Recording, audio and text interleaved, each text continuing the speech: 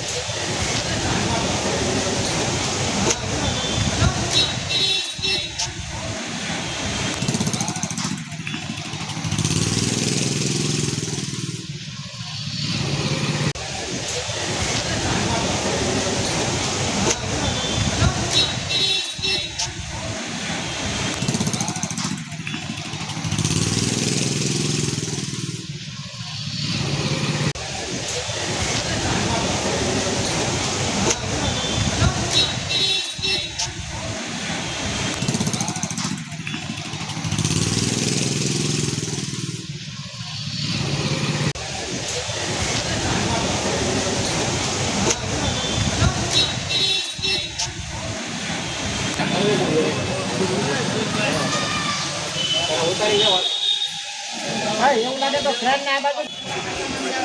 એ બાકી રહ્યો